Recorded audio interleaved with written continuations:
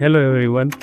આજના આપણા પોડકાસ્ટના ખાસ મહેમાન છે a man a woman who is inspirational to all of the public of Bhavnagar and very famous leader of Gujarat.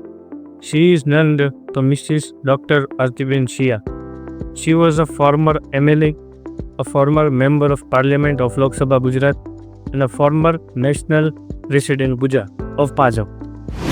So, welcome ma'am. Welcome to the Bridge show. નમસ્તે. કેમ છો ma'am? મજામાં? બસ એકદમ મજા. મેમ, મારો તમને પ્રશ્ન એ છે કે તમારા નાનપણમાં જઈએ કે તમને પોલિટિક્સમાં આવવા માટે શું એન્કરેજ કર્યું અને તમને શું વિચાર આવ્યો કે મારે પોલિટિક્સમાં એન્ટર થવું છે?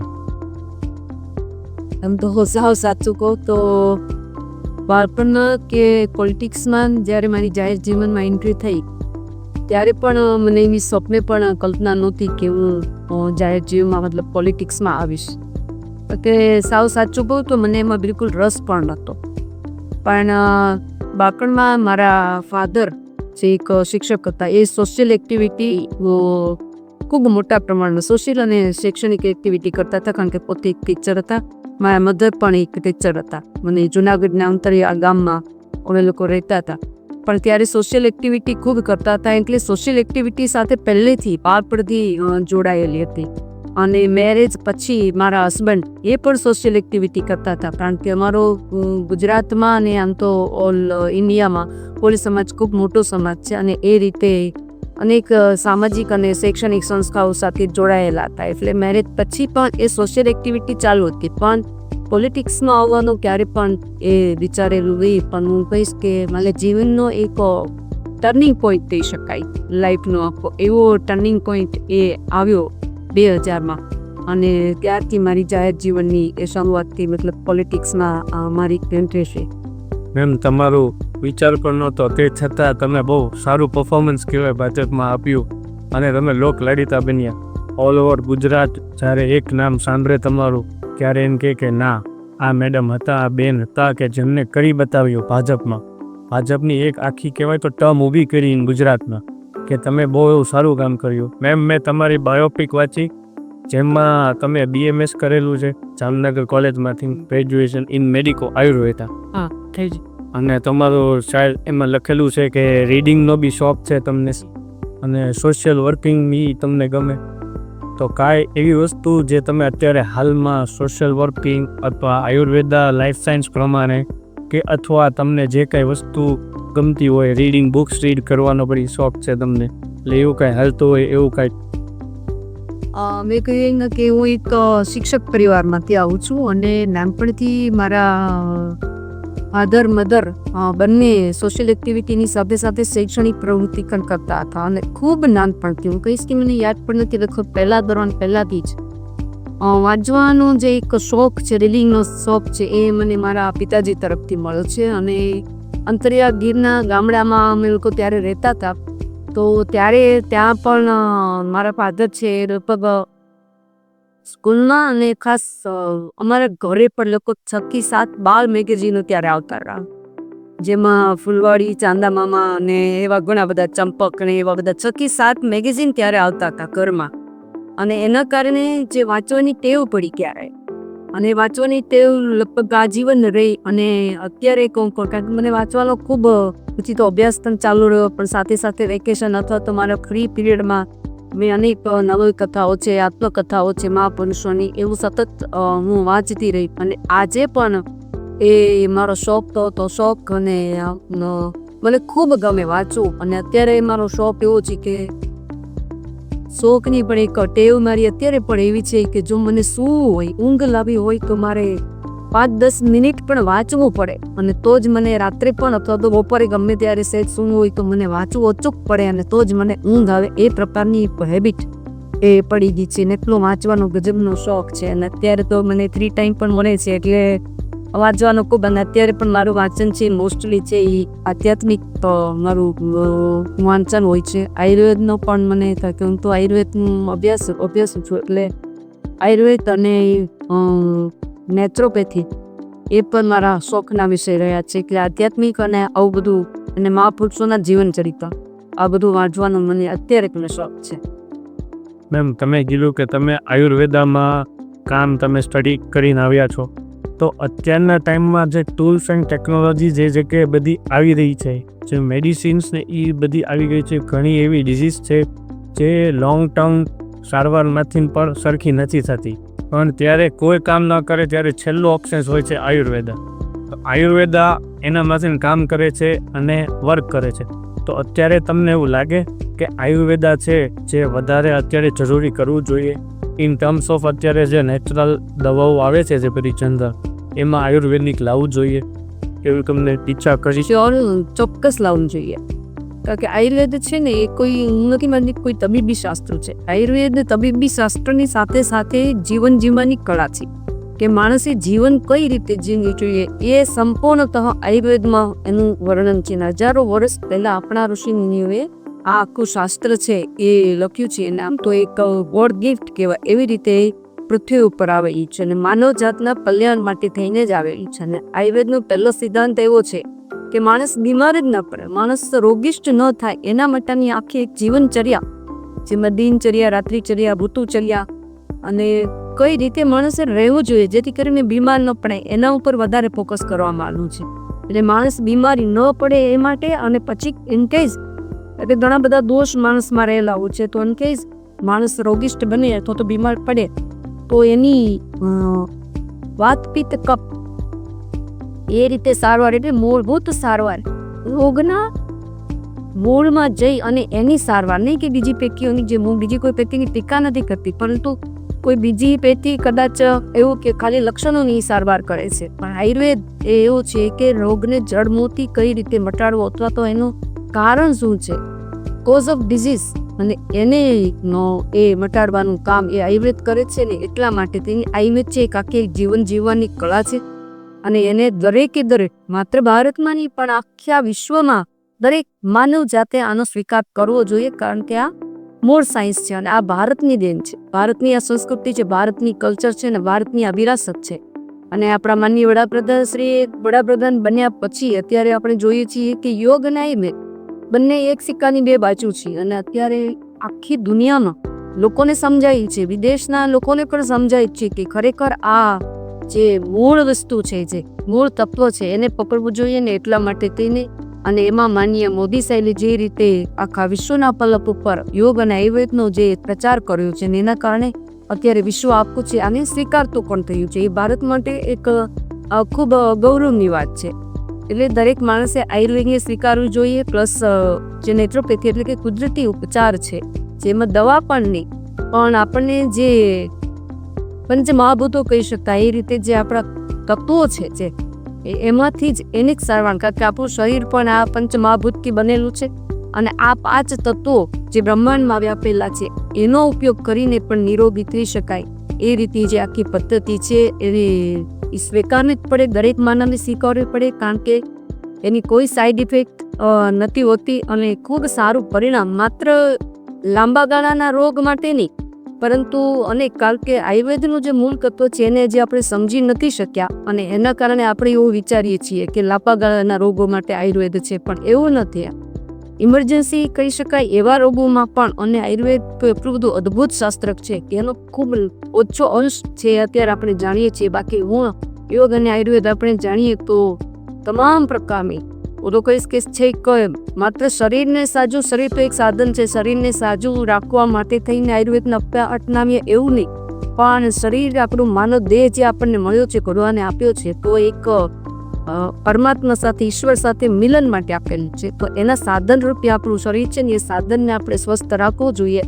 એટલા પૂરતું નથી, પણ આયુર્વેદ છે એ ઈશ્વરની પ્રાપ્તિ સુધી એ માનવ દેહને લઈ જાય એ પ્રકારનો આખો એક, આમ તો ઉપવેદ કહેવાય છે, આપણા વેદનો એક ઉપવેદ આયુર્વેદ કહેવાયું છે. એટલું ગહન શાસ્ત્ર એ આયુર્વેદ છે, એટલે દરેક લોકોએ પોતાના જીવનમાં એ અપનાવવું જોઈએ. ચોક્કસપણે હું માનું છું અને માની મોદી સાહેબ છે એ પણ આ વાત સારી રીતે સમજે છે ને એણે જે પ્રયત્નો કર્યા છે એ ખરેખર અદ્ભુત છે. ને એના મેમ આયુર્વેદા વિશે જણાવવા. હવે મેમ એક પર્સનલ તમારા પોલિટિક્સ તરફ આપણે જઈએ તો તમે પ્રાઇમ મિનિસ્ટર નરેન્દ્ર મોદીજી સાથે મુલાકાત લીધેલી ખરી? ઘણી વખત, કારણ કે મેમ્બર ઓફ પાર્લામેન્ટ બનવું એટલે મોદી સાહેબ સાથે તો મુલાકાત થઈ જ હોય, પણ હું વાત કરું તો હું 2000માં જ્યારે મારી જાહેર જીવનમાં એન્ટ્રી થઈ, એટલે કે પહેલી વખત હું જ્યારે જિલ્લા પંચાયતની સભ્ય બની અલંગ સીટ ઉપરથી, કારણ કે મારી શરૂઆત ત્યારથી થયેલી. હું જિલ્લા પંચાયત પહેલાં મેમ્બર બનેલી અને એ જ ટર્મમાં હું જિલ્લા પંચાયત પ્રમુખ પણ બનેલી. અને જિલ્લા પંચાયત પ્રમુખ બન્યા પછી મોદી સાહેબને અનેક વખત મળવાનું થયેલું. અને આમ તો કહું તો એ પહેલાં પણ મોદી સાહેબને મળવાનું મારું ઘણી વખત બનેલું. અને પછી તો હું ધારાસભ્ય બની, પછી હું સાંસદ બની, એટલે અનેક વખત અહીંયા ગુજરાતમાં હતા ત્યારે પણ અને ત્યાં દિલ્હીમાં પણ અનેક વખત મોદી સાહેબને મળવાનું પણ થયેલું, અંગત રીતે પણ મળવાનું થયેલું. અને એમના પાસેથી ખૂબ બધું શીખવાનું પણ મળ્યું છે. જાહેર જીવનમાં કઈ રીતે રહેવાય, કઈ રીતે કામ કરાય, એવી અનેક વખત એમની શીખ જે રમતા રમતા એમણે આપેલી છે. અને એના કારણે જ એક ઉજ્જવળ જાહેર જીવન મારી કેરિયર જે ચાલી એ રહી શકી છે. એમાં થેન્ક્સ ટુ મોદી સાહેબ, કારણ કે એમનો ખૂબ મોટો પ્રભાવ એ મારા વ્યક્તિગત જીવન ઉપર અને મારા જાહેર જીવન ઉપર પણ રહ્યો છે. Of course he is an prime minister. તો તમે પહેલી વાર મળ્યા, અમે કેમ તમને અત્યારે પહેલી વાર મળ્યા, આમ થોડુંક ફિયર હોય કે આ મેમ છે જે સુપિરિયર પોઝિશન ઉપર છે, તો એ તો તમારા પીએમ છે. તમને પહેલી વાર આમ થોડુંક બીક જેવું લાગ્યું કે સરની યારે શું વાત કરીશ અથવા શું વાત થશે, કે આઈડિયાસને મારા એ સાચા માનશે, એમની વાત કરશે, એવું તમને આમ થતું તો હશે ને? નહીં, બિલકુલ નહીં. કોઈ ફિયર નહોતો પહેલેથી પૂરતો, અને કોઈને પણ મળતા મને કોઈ જાતનો ફિયર ક્યારે પણ નથી લાગ્યો. આમાં પહેલી વખત મોદી સાહેબને જ્યારે મળવાનું થયું ત્યારે એઝ એ પ્રાઇમ મિનિસ્ટર નહીં, કારણ કે મેં કહ્યું એમ કે હું જ્યારે એ મુખ્યમંત્રી હતા અહીંયા ગુજરાતમાં ત્યારે એમની સાથે ધારાસભ્ય પણ રહી ચૂકી છે. એ પહેલાં હું જ્યારે જિલ્લા પંચાયતની પ્રમુખ હતી ત્યારે પણ તેઓ ગુજરાતના મુખ્યમંત્રી જ હતા. એટલે એઝ એ મુખ્યમંત્રી એમની સાથે એ મળવાનું અનેક વાર થયું છે. પણ કોઈ દિવસ કોઈ, અને જ્યારે હું પોઝિશનમાં નહોતી, મતલબ પદ ઉપર નહોતી, ત્યારે પણ એમને મળવાનું થયું છે. ત્યારે પણ કોઈ ફિયર કે એવું કશું જ, ક્યારેય ડર કે એવી કોઈ લાગણી મને થઈ નથી. પણ પૂરા કોન્ફિડન્સથી જ મોદી સાહેબને હંમેશા મળવાનું થયું છે. અને મને એવું લાગે છે કે મોદી સાહેબને આવા જ વ્યક્તિઓ પસંદ છે કે જે પૂરા કોન્ફિડન્ટ હોય અને પોતાના આમાં આત્મવિશ્વાસથી ભરપૂર હોય. એટલે એવું, અને ડરવાનું કોઈ કારણ નહોતું, કારણ કે એવું કશું કંઈ કર્યું નહોતું કે જેનાથી ડર લાગે. એટલે એમના વિચારોથી પ્રભાવિત હતી જ પહેલેથી. એટલે મેં ત્યારે પણ એમને કહેલું કે આ બધી વસ્તુ તમારી જે આ બધા વિચારો છે મને ગમે છે એમ. એટલે ખાલી મુસ્કરાતા ત્યારે તો. અને પછી પણ અમુક વખત, ઘણી વખત બાલિશ લાગે એ પ્રકારની જે મારા મનમાં જે ક્યુરિયોસિટી હોય અથવા તો કંઈ પ્રશ્ન હોય, તો મેં એમને અનેક વખત એવી રીતે ખૂબ સહજ ભાવે એમને કહ્યા છે અને એમણે એ રીતે મને ગાઈડ પણ કરી છે. મેમ, એવું ખરી તમારે જ્યારે તમે ભાજપ સાથે જોડાયા તો તમે ઘણી સુપિરિયર પોસ્ટમાં તમે હતા. ઘણાના મેમ એવું થાય વિચારો મળતા ના હોય. તમે તમારે અને બધાને ભાજપમાં એક કોન્સ્ટિટ્યુશનને તમે જો પ્રોપર ચલાવતા હોય તો સાથે મળીને ચાલવું પડે. ક્યારેય કોઈ સાથે એવો મતભેદ તમારે થયો ખરી? સૌથી પહેલાં તો એ કહી દઉં કે કોઈ સુપિરિયર પોસ્ટ, અને ખાસ કરીને ભારતીય જનતા પાર્ટીમાં એવું નથી કે કોઈ પોસ્ટ સુપિરિયર છે, કારણ કે ખુદ આપણા દેશના વડાપ્રધાન પણ પોતાની ભારતીય જનતા પાર્ટીના કાર્યકર્તા પહેલાં માને છે. એટલે અમે લોકો હંમેશા એક જવાબદારી તરીકે કોઈ પણ પદ હોય છે એને સ્વીકારતા હોઈએ છીએ. એટલે કોઈ પોસ્ટ સુપિરિયર છે કે કોઈ નાની પોસ્ટ છે એવું ક્યારેય હોતું નથી. બાકી જાહેર જીવનમાં મેં લગભગ 25 વર્ષ એ મારી કેરિયર રહી, અને એ દરમિયાન અનેક પ્રકારના લોકોને મળવાનું થયું. અને દરેક પ્રકારના સ્વભાવ, કારણ કે ટુંડે મતર ભિન્ના, એટલે દરેક પ્રકારના માણસો, દરેકના સ્વભાવ અલગ હોય છે, દરેકને ટેકલ કરવાના હોય છે. આટલી મોટી કોન્સ્ટિટ્યુન્સી, અને મેં નેશનલ વાઇસ પ્રેસિડેન્ટ, મતલબ પૂરા દેશમાં પણ ઘૂમવાનું થયું છે. અને સંગઠનમાં પણ માત્ર પદ ઉપર નહીં પણ સંગઠનાત્મક રીતે પણ ખૂબ કામ કરવાની મને તક મળી છે. એટલે અનેક પ્રકારના માણસોને મળવાનું થયું છે. પણ હું કહીશ કે ક્યારેય કોઈ સાથે મતભેદ કદાચ થયા હશે વિચારસરણીના કારણે, અને એ પણ બહુ ઓછા. કારણ કે મારો નેચર એવો છે કે બધાની સાથે અનુકૂલન સાધી અને પાર્ટીનું કામ કરવું, લોકોનું કામ કરવું, આ એક સ્વભાવ રહ્યો છે. પણ મારે કોઈ દિવસ કોઈની સાથે અત્યાર સુધી મનભેદ હજી ક્યારેય થયો નથી અને એના કારણે જ એક આટલું લાંબી જે જાહેર જીવનની મારો કાર્યકાળ છે એ મેં બહુ સારી રીતે અને મને ખૂબ સંતોષ પણ છે કે મેં ખૂબ સારી રીતે એ મારો કાર્યકાળ છે જાહેર જીવનનો એ પૂરો કર્યો છે અત્યારે. અને મારાથી જે થઈ શકતું હોય એ કામ કરવાના લોકો, કારણ કે જનપ્રતિનિધિ હતી એટલે લોકોના જ કામ કરવાના હોય છે, તો લોકોના કામ કરવા માટે થઈને પ્રામાણિકતાથી પ્રયત્નો કર્યા છે. હું એવો દાવો નથી કરતી કે બધા જ કામ થયા છે, પણ પ્રામાણિકતાથી કામ કરવાનો પ્રયત્ન કર્યો છે. ક્યારેક સફળ થયા હશું, ક્યારેક નહીં થયા હોઈએ, પણ બધાની સાથે અનુકૂલન સાધીને બધાના વિચારોને, કારણ કે એક ગ્રહણ કરવાની પણ એક આપણી શક્તિ હોવી જોઈએ, શ્રોતા તરીકે પણ આપણે એક શક્તિ હોવી જોઈએ અને એક ઇમોશનલ મતલબ સહાનુભૂતિ, સેન્સિટિવ સામાન્ય માણસોના વિચારને જે પચાવવાની અથવા તો એને સમજવાની જે એક શક્તિ હોય એના કારણે લગભગ તમને ક્યારેય કોઈની સાથે મનભેદ થતો નથી. હું હંમેશા એવું વિચારતી હોઉં છું કે કોઈ પણ માણસ કંઈ વાત કરે છે અથવા તો રજૂઆત કરવા આવે છે તો સૌથી પહેલા મારી જાતને એ માણસની જગ્યાએ હું મૂકી દઉં છું કે હું એની જગ્યાએ હોય તો હું શું કરું. અને એટલા માટે સ્વાભાવિક બધા પ્રશ્નો લગભગ તો સ્વાભાવિક વસ્તુ હોય છે કે ભાઈ એને આ મુશ્કેલી છે તો એ આ જ રીતે વાત કરશે, હું એની જગ્યાએ હોય તો હું પણ કદાચ આ જ રીતે વાત કરું. કારણ કે અનેક ઘણી વખત એવા પ્રસંગો બન્યા હોય કે કોઈની મુશ્કેલી હોય, કોઈની સમસ્યા હોય તો આક્રોશમાં આવીને વાત કરતા હોય, તો એવું અનેક વખત જાહેર જીવનમાં બનતું જ હોય છે. પણ ત્યારે હું મારી જાતને એની જગ્યાએ મૂકી દઉં છું એટલે તરત જ ક્યારેય ગુસ્સે થવાનો પણ સવાલ નથી આવ્યો અને એકદમ સહાનુભૂતિથી અને સંવેદનશીલતાથી કામ કરવાનો પ્રયત્ન કર્યો છે. મેમ, ઓલ ઓવર પોલિટિક્સમાં તમારા કોઈ એવા ફેવરેટ લીડર કે તમે રોલ મોડલ માનો છો એવા વ્યક્તિ કે જેનાથી તમને એમ લાગે કે ઇન કેસ અગર તમે અત્યારે હાલમાં તો રિટાયર થઈ ગયા છો, પોલિટિક્સમાં હોત તો આની જેવું બને અથવા કરે, ફેવરેટ લીડર્સ, આઈડલ તમારા ખરી કોઈ એવા? તો ચોક્કસ મેં કહ્યું એમ કે ફેવરેટ લીડર તો હોય જ છે ને જેની મારા જીવન ઉપર અસર થઈ છે.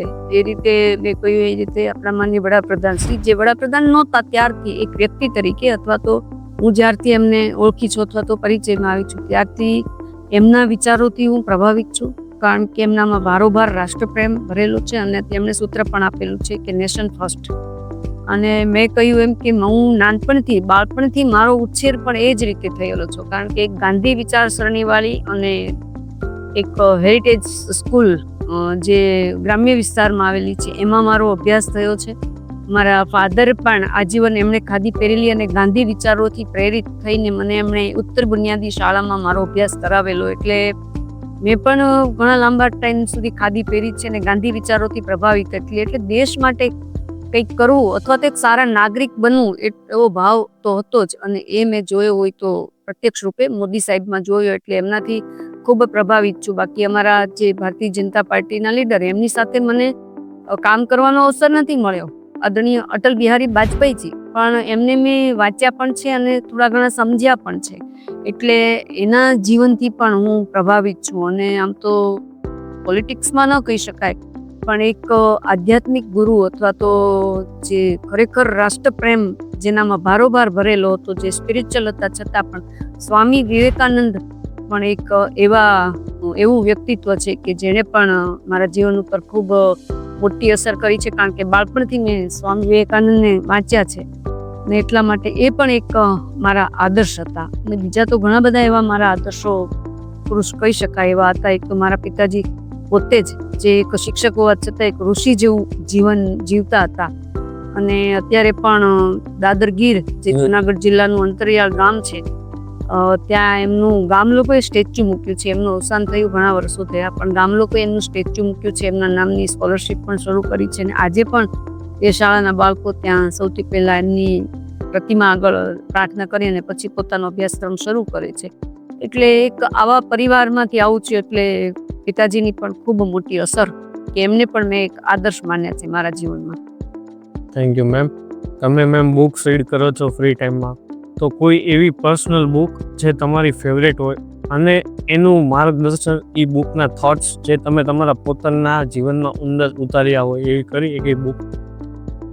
તો ઘણા વર્ષો પહેલા મેં ગાંધીજીની સત્યના પ્રયોગો એ મેં વાંચેલી. અત્યારે તો પૂરી યાદ નથી મને પણ ઘણા વર્ષો પહેલા કોલેજ કાળમાં હતી ત્યારે મેં એ બુક્સ આખી વાંચેલી, સત્યના પ્રયોગો. બીજા પણ મહાપુરુષોના જીવન ચરિત્ર મેં વાંચેલા છે, પણ સૌથી વધારે જો મને અસર કરી હોય મારા જીવન ઉપર અથવા તો જેમના વિચારો મને અસર કર્યા હોય તો એ આ સત્યના પ્રયોગો એક એવી બુક છે.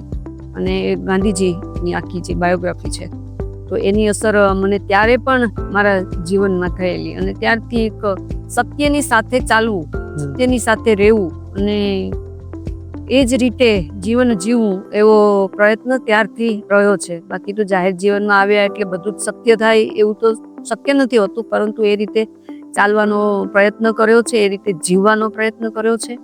અને સત્યના પ્રયોગો બુક એવી છે. એ પછી તો બીજી ઘણી બધી બુકો મેં વાંચી છે જેની પણ મારા જીવન ઉપર અસર થઈ છે, પણ સૌથી પહેલી બુક સત્યના પ્રયોગો છે. ગાંધીજીની આત્મકથા જે છે એની મારા જીવન ઉપર ખૂબ મોટી અસર છે. તમારા એન્ટાયર પોલિટિક્સમાં તમારા બેસ્ટ ફ્રેન્ડ કોણ, કે જે હાલમાં તમને કાંઈ બી તમે એક ફોન કરો તો તમારી સાથે ઊભા રહે, કોઈ બી કન્ડિશન હોય, કાં પોલિટિક્સ આઉટ ઓફ પોલિટિક્સ કે પોલિટિક્સમાંથી કોઈ બી એવા તમારા ફ્રેન્ડ ખરી એનું તમે નામ આપી શકો, કે તમારા બેસ્ટ ફ્રેન્ડ કહેવાય? એમ નામ તો ઘણા ના આપી શકાય, કારણ કે મારો સ્વભાવ છે એ મિલનસાર છે. એટલે બાળપણથી જ મારા અનેક મિત્રો છે, બધી ફ્રેન્ડ્સ છે. તો એ સાવ પ્રાથમિક શાળાના મારા જે મિત્રો હતા એની સાથે પણ અત્યારે હું સંપર્કમાં છું. અને ઇવન હું સાંસદ હતી, એટલું હેક્ટિક શેડ્યુલ હતું મારું, ત્યારે પણ એ મારા બાળપણના મિત્રો સાથે મારો સંપર્ક એ સતત ચાલુ જ રહ્યો હતો. અને જ્યારે ટાઈમ મળે અને ક્યાંય રસ્તામાં કોઈ ગામ આવતું હોય કે તો હું ત્યાં અચૂક 5-10 મિનિટ માટે પણ જઈ આવતી હતી. પછી તો હાઈસ્કૂલ મેં કહ્યું એ રીતે ગાંધી વિચારસરણી અને એક છાત્રાલયવાસ કહેવાય કે જે પેલા આશ્રમની વ્યવસ્થાઓ હતી ઋષિકાળમાં, તો એ પ્રકારની એક સંસ્થા આમલા ગ્રામ દક્ષિણામૂર્તિ, એમાં પણ મારો અભ્યાસ થયો હતો. ત્યાં પણ અનેક મિત્રો, અત્યારે પણ અમે લોકો સતત સંપર્કમાં છીએ. અને કોલેજ કાળ એ પણ મેં આમ તો હોસ્ટેલમાં રહીને જ મારું કોલેજ કાળ જામનગરમાં પૂરું કર્યું હતું. ત્યાં પણ અનેક આયુર્વેદ જગતના મિત્રો છે, એ અત્યારે પણ એ સંપર્કમાં છે. ને પછી તો જાહેર જીવન એટલે કે પોલિટિક્સમાં આવ્યા પછી પણ અમુક એવા પોલિટિક્સમાં એવા સાથીઓ મળવા ખૂબ અઘરા હોય છે, પણ મને એવા ખરેખર નિખાલસ અને પ્રેમાળ સાથીઓ ત્યાં પણ મળ્યા છે. નામ તો આપીશ તો કોઈનો અન્યાય થશે એવું મને લાગે છે, કારણ કે ઘણા બધા એવા મારા મિત્રો છે, સખીઓ છે, બધા જ છે. તો એ બધા જ અમે અત્યારે એક નિર્મલ પ્રેમથી કહી શકાય કે પોલિટિક્સને બાજુ પર રાખીને પણ અનેક એવા મારા મિત્રો અત્યારે પણ છે. અને છેલ્લે કહું તો અત્યારે તો લગભગ આમ આધ્યાત્મિકતા તરફ મારો વધારે ઝુકાવ છે. એટલે આધ્યાત્મિક પણ હું સમર્પણ મેડિટેશન સાથે જોડાયેલી છું, અને એમાં પણ અનેક સાધકો જે છે એની સાથે ખૂબ આત્મીય સંબંધો અત્યારે પણ છે. અને એવું એક વ્યક્તિત્વનું હું તમને નામ આપીશ કે જેમના પતિ છે એ જાહેર જીવનમાં પણ છે, એમના જે વાઈફ છે એને જાહેર જીવન સાથે કોઈ મતલબ નથી. એ મારા અત્યારે બેસ્ટ ફ્રેન્ડ છે, અને એ છે રાજવીબા ગોહિલ. એ મારા અત્યારે કહી શકાય કે આધ્યાત્મિક ફ્રેન્ડ છે. એમ કોઈને સમજાય નહીં એવી વાત છે, પણ હું સાંસદ હતી ત્યારે પણ અમે લોકો કલાકો સુધી આધ્યાત્મિક ચર્ચાઓ એ કરતા હતા. અને એમના હસબન્ડ દિગ્વિજયસિંહ ગોહિલ, જે બધા ઓળખતા હશે કદાચ, આદરણીય પરબતસિંહજી ગોહિલના દીકરા, એમના વાઈફ છે, એ મારા ખાસ ફ્રેન્ડ છે. અને ફ્રેન્ડ મતલબ કોઈ જાહેર જીવનના નથી, એમને પોલિટિક્સ શું કહેવાય એ પણ બહુ ખ્યાલ નથી, પણ અમે લોકો ઘણા વર્ષોથી એક ખાસ અમારી મિત્રતા છે એ આધ્યાત્મિક રીતે જળવાઈ રહી છે. તમારી મેમ એન્ટાયર લાઈફ તો તમે પોલિટિક્સમાં આપી, તો ઘરેમાં ફ્રી ટાઈમ હોય ત્યારે તમે ફેમિલી સાથે મેમ શું કરવા પસંદ કરો? બહાર જાઓ એવું કરી? આમ અત્યારે તો તમે રિટાયર થયા, એ ત્યારે તમારો ટાઈમ જ્યારે મોંઘો હતો, તમારી માટે કિંમતી કહેવાતો, ત્યારે તમે ફેમિલીને મેમ ટાઈમ આપતા પૂરો? આમ કે હા, આમ તો ટાઈમ ફેમિલી સાથે તો ત્યારે પણ વિતાવતા જ હતા, પણ થોડીક તો ત્યારે સમયની કટોકટી રહેતી હતી, એટલે થોડીક મનમાં એવો ભાવ રહેતો હતો કે બાળકોને કે પૂરો ટાઈમ નથી આપી શકાતો.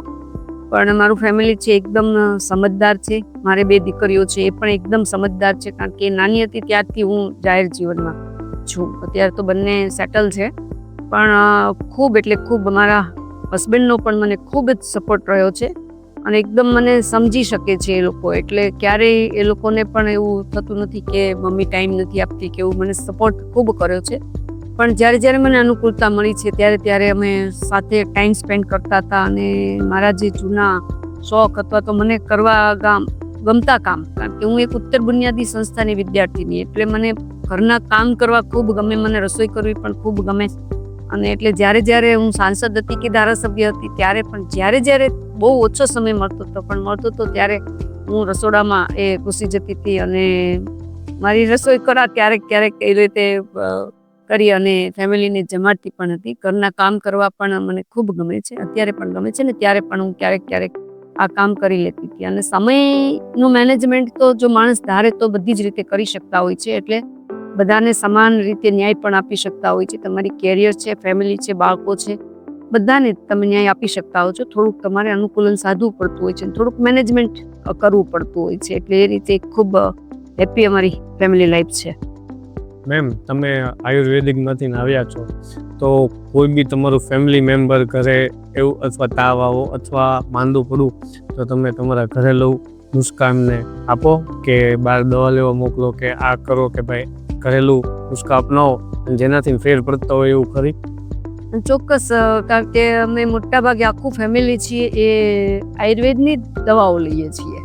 ઘરેલું નુસ્ખાઓ પણ અપનાવીએ છીએ, પણ આયુર્વેદ છે ઘરેલું નુસ્ખાઓ નથી. એનું એક આખું સાયન્ટિફિક એક શાસ્ત્ર છે અને એની સાયન્ટિફિક બધી ઔષધિઓ પણ છે. અને વૈદોએ જે આપણા ઋષિમુનિઓએ જે દવાઓ બનાવી છે અને એના જે યોગો આપેલા છે એ ખૂબ જ સાયન્ટિફિક હોય છે. અને એક વાત, પિત્ત, કફ, રસ, રક્ત, માંસ, મેદ, અસ્થિ, મજ્જા, શુક્ર, એ બધા જે ધાતુઓ છે એને પણ ધ્યાનમાં રાખી અને જે ઔષધિઓ બનાવી છે એની જે માત્રાઓ છે, એટલે આયુર્વેદ અદ્ભુત શાસ્ત્ર છે. એટલે જનરલી અમે જો કોઈ એવી ઇમરજન્સી ન હોય ત્યાં સુધી આખું ફેમિલી છે આયુર્વેદની જ દવા લઈએ છીએ ને બને તો ઘરગથ્થુ ઉપચાર જ કરીએ છીએ. અને ન છૂટકો હોય તો જ અમે લોકો એલોપેથી દવા લઈએ છીએ, બાકી એલોપેથી દવા ક્યારેય લેતા નથી. સિવાય કે કોઈ સર્જરી અચાનક કરાવવી પડી હોય કે એવું કંઈક હોય તો એલોપેથીનો સહારો લઈએ છીએ. બાકી મોટા ભાગે આખું ઘર છે એ ફેમિલી છે આયુર્વેદમાં જ માનીએ છીએ અને આયુર્વેદની જ દવાઓ લઈએ છીએ. નેચરોપેથી પણ અમે ખૂબ અપનાવીએ છીએ અને હું તો ઘણી વખત નેચરોપેથી સેન્ટરોમાં પણ અમે લોકો જતા હોઈએ છીએ અને ત્યાં પણ ટાઈમ સ્પેન્ડ કરી અને શરીરને બોડીને ડિટોક્સ કરતા હોઈએ છીએ. મેમ, આપણે અત્યારે જોઈએ તો એલોપેથી અને આયુર્વેદિક છે એમાં મેં અત્યાર સુધી એવું સાંભળ્યું છે કે એલોપેથી છે એ તરત થોડુંક વધારે ફાસ્ટ રિએક્ટ કરે અને ઘણી એવી ડિઝીઝ હોય જેમ કે ડાયાબિટીસ છે, ઘણી એવી છે, તે આયુર્વેદિકમાં એવું છે મેમ કે લોંગ ટાઈમે અસર કરે. તો મેમ એનું કારણ શું, રીઝન એની પાછળનું કે આયુર્વેદિક જે મેડિસિન્સ આપણે લઈએ તો ઘણી જગ્યાએ મેં ડૉક્ટર્સના મોઢે પણ ખુદ સાંભળ્યું છે કે એમાં વાર લાગશે પણ તમને મટી જશે તરત. તો મેમ એનું કારણ શું? એનું કારણ એટલું જ છે કે આપણે બધી પેથી સારી જ છે, કારણ કે શરીરને સ્વસ્થ રાખવા માટે દરેક પેથીનો જ્યારે જરૂર હોય, જેવી જરૂરિયાત હોય એ પ્રમાણે ઉપયોગ કરવો જોઈએ. પણ આયુર્વેદનો એક સિદ્ધાંત મેં પહેલાં પણ કહ્યું કે એ છે એ રોગના મૂળમાં જઈ અને અસર કરતી હોય છે, દવા કરવાની અસર કરતી હોય છે અને રોગને જડ મૂળમાંથી કાઢવાનો પ્રયત્ન કરે છે, જેથી કરીને બીજી વખત રોગ થાય જ નહીં. જ્યારે બીજી પેથીઓ છે એમાં એવું હોય છે કે હું તમને ખાલી એક એક્ઝામ્પલ આપું કે ઘરમાં સાપ નીકળ્યો છે, તો સાપ નીકળ્યો છે એટલે સ્વાભાવિક રીતે કે સાપ દેખાય નહીં એટલા માટે જે કોઈ ઘરમાં છે એ સાપ ઉપર એક સુંડલે ઢાંકી દે છે, બરાબર છે. એટલે સાપ દેખાતો નથી આપણને, એટલે આપણને એમ થયું કે સાપ નથી એવું થઈ ગયું. તો અમુક પેથીઓ એવી રીતે હોય છે એમ, એટલે રોગ ત્યારે થોડા સમય પૂરતો આપણને દેખાતો નથી, એમ મટી ગયો છે એવું આપણે માનીએ છીએ. પણ જેવો તમે સાપ ઉપરથી સુમલો લઈ લ્યો છો એટલે સાપ પાછો દેખાવાનો જ છે, ઉફાળો મારવાનો જ છે. તો આયુર્વેદ છે એ સાપને ઘરમાંથી બિલકુલ કાઢવાનું કામ કરે છે.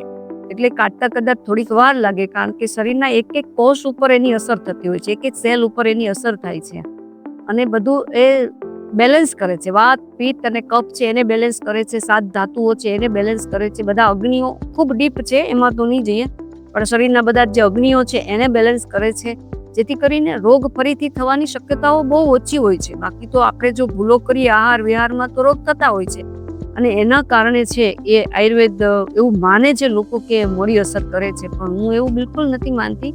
અને મેં કહ્યું એ રીતે કે આયુર્વેદને ખૂબ ઓછું આપણે સમજી શક્યા છીએ. જે તે સમયે જે આયુર્વેદ હતું એનો બહુ ઓછો અંશ અત્યારે આપણે જાણીએ છીએ. આયુર્વેદમાં રિસર્ચની ખૂબ જરૂર છે.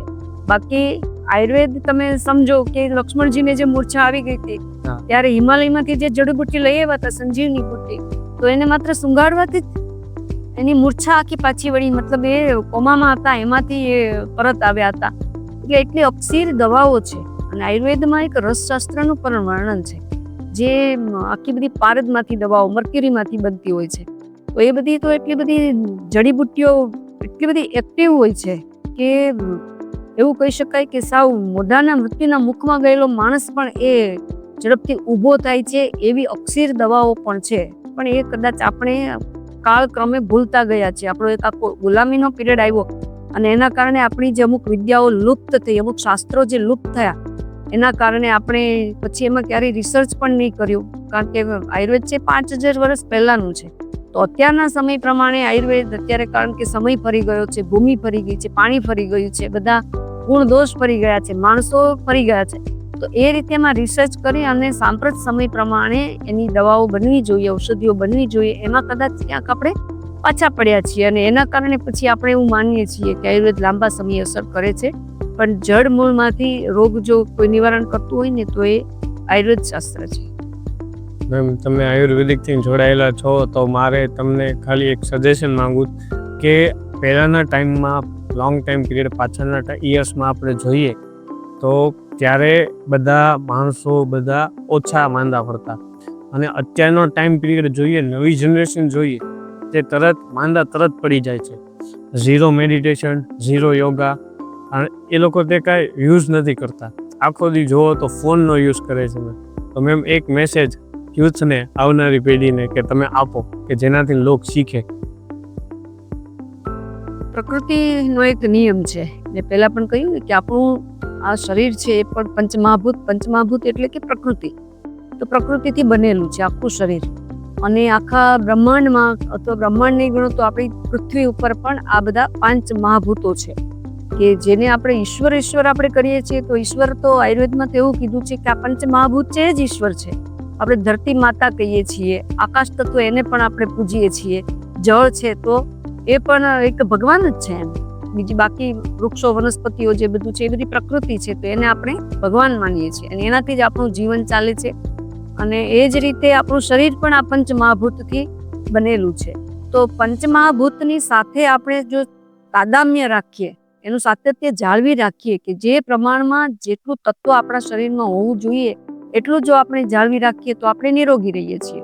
પણ અત્યારનો સમય એવો છે અને અત્યારે ટેકનોલોજીનો યુગ છે, આખું ચેન્જ થયું છે, ક્લાઇમેટ ચેન્જ થયું છે, બાકી બધું જ માણસોના મન પણ ચેન્જ થયા છે. બધી જ રીતે આપણી લાઈફસ્ટાઈલ આખી ચેન્જ થઈ છે, કારણ કે આપણે લોકો સમજતા નથી. અને એટલા માટે ખાસ કરીને યુથને મારે એક મેસેજ આપવો છે કે ખરેખર પ્રકૃતિની સાથે તમે જીવતા શીખો. તમે પ્રકૃતિની સાથે જો જીવતા શીખશો અને જે પ્રકૃતિના નિયમો છે, જે રીતે પક્ષીઓ છે કેમ 4 વાગે ઉઠીને એ બધા કલબલ કરે છે, તો પ્રકૃતિનો એક નિયમ છે કે તમારે સૂર્યોદય પહેલા હંમેશા ઉઠવું જોઈએ.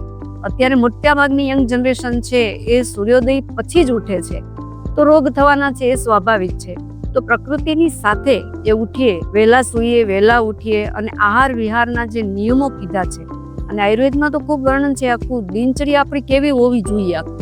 આપણે ઉઠીએ ત્યારથી લઈ અને તમારે દાંતણ પણ કયું કરવું એના પણ અનેક પ્રકારના પ્રયોગો, અને રાત્રે સૂઈએ ત્યારે પ્રાર્થના સાથે સૂવું અને વહેલા સૂવું, અને અનેક પ્રકારની એવી નાની નાની કહેવતો પણ આપણા સમાજમાં એ પ્રચલિત છે. પણ એ હવે અત્યારે સમય પ્રમાણે કોઈ યુથ નહીં, વડીલો પણ એ રીતે જીવતા નથી અને એના કારણે બધા રોગનો ભોગ બને છે. તો ખરેખર માત્ર એક નાનું એવું સૂત્ર એ આપણે જીવનમાં એ જાણી લેવું જોઈએ કે પ્રકૃતિ સાથે જીવો, પ્રકૃતિના નિયમ પ્રમાણે જીવો, તો લગભગ શરીર છે રોગિષ્ટ બનતું નથી, શરીરની મન પણ રોગિષ્ટ બનતું નથી. અને ખરેખર જે આ પૃથ્વી ઉપર આવવાનો આપણો ઉદ્દેશ છે, આપણને જે આવું અલૌકિક માનવ શરીર મળ્યું છે, તો એ માત્ર ઈશ્વરની પ્રાપ્તિ માટે આપણને મળ્યું છે. તો પ્રકૃતિની સાથે આપણે એકાકાર થઈ જઈશું તો ઈશ્વરની પ્રાપ્તિ પણ એ ચોક્કસ આપણે થશે. અને માનવદેહનું અંતિમ લક્ષ્ય એ ઈશ્વરની પ્રાપ્તિ એ જ હોય છે. એટલા માટે યુથને તો ખાસ મારે એ કહેવાનું છે કે યુથની પાસે એ ખૂબ ધનવાન છે. યુથ ધનવાન એ દ્રષ્ટિએ છે કે એની પાસે સમયનો સંપત્તિ છે. એની પાસે દાખલા તરીકે વડીલો છે તો એની પાસે હવે જાજુ આયુષ્ય બચ્યું નથી, એટલે એની પાસે સમયની સંપત્તિ નથી. જ્યારે યુથ છે, બાળકો છે, એની પાસે તો સમયની સંપત્તિ છે અને એટલા માટે થઈને એણે જે જીવનમાં જે કરવા માટે એની પાસે સમય પણ છે. અને તમે યોગ કરશો, મેડિટેશન કરશો તો બેસ્ટ, તમારા જીવનમાં જે તમે કરશો એ બેસ્ટ કરશો. એકાગ્ર થઈને કરશો તો તમે બેસ્ટ કરશો. તમે ભણશો તો પણ બેસ્ટ ભણશો, તમે તમારો બિઝનેસ કરશો તો પણ બેસ્ટ કરશો, અથવા તો તમે ક્રિકેટર બનો છો તો પણ તમે બેસ્ટ બનશો. પણ એ તમે મેડિટેશન કરો અથવા તો પ્રકૃતિની સાથે જીવો તો આ બધું જ એ શક્ય બનતું હોય છે. એટલે યુથ પાસે સમય પણ છે અને એટલે કરે તો એક રાષ્ટ્રનું પણ એક ખૂબ સારું નિર્માણ, દિવ્ય અને ભવ્ય ભારત જે આપણે કહીએ છીએ, ભારત નહીં આખી વિશ્વ આ થઈ શકે એમ છે જો આ રીતે પ્રકૃતિની સાથે એકાકાર થઈને જીવે તો. પણ હું ભારત માટે કહીશ કે ભારત માટે યુથ છે, જે યંગસ્ટર છે એ જ ભવિષ્યનું ભારત છે. તો એમણે આ રીતે એક લાઈફસ્ટાઈલથી જીવવું જોઈએ તો ખૂબ સરસ પોતાનું પણ વ્યક્તિત્વનું નિર્માણ થશે અને રાષ્ટ્રનું પણ નિર્માણ થશે. Thank you ma'am. આપણે હાલ ભાવનગરમાં રહીએ છીએ, તો ભાવનગર તે ભાવણા નગરી વિશે તમે થોડાક શબ્દો તમારા મનમાં આવે આમ. ભાવના વિશે તો જેટલું કહીએ એટલું ઓછું છે, કારણ કે ફોરેનમાં પણ ફરવાનું થયું છે અને લગભગ આખા ભારતમાં લગભગ દરેક સ્ટેટમાં જવાની તક પણ મને મળી છે મારા આ જાહેર જીવન દરમિયાન. તો એવું કહી શકાય, કારણ કે હું પોતે ભાવનગરમાં રહું છું એટલે સ્વાભાવિક છે કે ભાવનગર સાથે એક આત્મીય નાતો એ હોઈ શકે. પણ ભાવનગર એક, અને આ બધે ફરવાથી મને એટલો તો આઈડિયા ચોક્કસ આવ્યો છે કે ભાવનગર એક એવું શહેર છે કે વિકાસની દ્રષ્ટિએ કહીએ તો લોકો એવું કહેતા હોય છે કે વિકાસ ઓછો છે, એવું છે. હા, વિકાસ ઓછો છે, પણ હું નથી માનતી કે વિકાસ ઓછો છે. ખાલી સિમેન્ટોના જંગલો ખડા કરી દેવાથી વિકાસ થાય એવું નથી, પણ અંતે તો એક જ્યાં માણસને એક હેપીનેસ મળે છે, એવી લાઈફ મળે છે, એ ઉત્તમમાં ઉત્તમ સ્થળ હોય છે. અને ભાવનગર એમાં ક્યાંય પણ કમી નથી એવું મને પોતાને અંગત રીતે લાગી રહ્યું છે. રહેવા માટેનું એક બેસ્ટ સ્થળ હોય, એક એવી ભૂમિ હોય તો એ ભાવનગર છે. ભાવનગરની ભૂમિ પણ એક કલાની ભૂમિ છે, શિક્ષણની ભૂમિ છે, સંસ્કારની ભૂમિ છે. અત્યારે જે રીતે દુનિયા આગળ વધી રહી છે અને જે રીતે પશ્ચિમી વાયરો અત્યારે સમગ્ર વિશ્વ ઉપર, સમગ્ર ભારત ઉપર પણ જે રીતે વાઈ રહ્યો છે અને જે રીતે થઈ રહ્યું છે, એના પ્રમાણમાં ભાવનગર છે એક એવું નાનું એવું શહેર છે કે જ્યાં તમને બધી જ રીતે સુખ, સમૃદ્ધિ, શાંતિ સાથે તમે જીવી શકો એવું શહેર હોય તો એ ભાવનગર છે. કલા સાથે જીવી શકો. બાકી ભાવનગરમાં રહેવા માટે જે જરૂરી છે એ બધું જ ઉપલબ્ધ પણ છે. સમય પ્રમાણે જે જોઈએ એ બધું જ અહીંયા ઉપલબ્ધ પણ છે. બાકી ભૌતિક વિકાસ થવાનો હજી બાકી છે, એ ચોક્કસ થશે. બાકી ભાવનગર જેવું નગર દુનિયામાં મેં ક્યાંય જોયું નથી. મેમ, એઝ અ પોલિટિક્સમાં તમે કામ કર્યું, તો તમે એવું મેમ માનો છો કે ઘણી જે ઓપોઝિશન ટીમ છે જેમ કે કોંગ્રેસ, તે એક તાકાતવર ટીમ હતી, અથવા તમને ક્યાંય બીજી એકે એવી ઘણી પાર્ટીઝ છે જે તમને લાગી ઓલ ઓવર તમારા કરિયરમાં કે અત્યારે પણ હાલમાં કે તમને લાગે છે કે આ પાર્ટી આમ દેખાય કે અત્યારે તો રૂલિંગ પાર્ટી ભાજપ છે, તમને એમ લાગે કે હા આ આમ પાર્ટી સારી છે, એમ તમને આમ મંતવ્ય, આમ આઈડિયા એવું કાંઈ એવું આમ વિચાર્યું તમે ખાલી? આમ કહું તો રાજકીય રીતે મારો જન્મ ભાજપમાં જ થયો, એટલે બીજી પાર્ટીઓની વિચારધારા શું છે કે એના વિશે હું બહુ જાણતી નથી. પણ એ લોકોની કામ કરવાની પદ્ધતિ આટલા વર્ષના જાહેર જીવનમાં મેં જોઈ છે. અન્ય પાર્ટીઓની પણ જોઈ છે, કારણ કે ગુજરાતમાં તો આપણે હવે ત્રીજી પાર્ટી આવી છે, બાકી લગભગ બે પાર્ટીઓ ભાજપ અને કોંગ્રેસ અત્યાર સુધી રહી છે. હવે બીજી નાની નાની પાર્ટીઓ કે જેનું કોઈ વજૂદ નથી એવી બધી પાર્ટીઓ આવી છે. એટલે એ લોકોની કામ કરવાની પદ્ધતિ પણ મેં જોઈ છે, અથવા તો એક વિચારધારા થોડી ઘણી સમજી છે.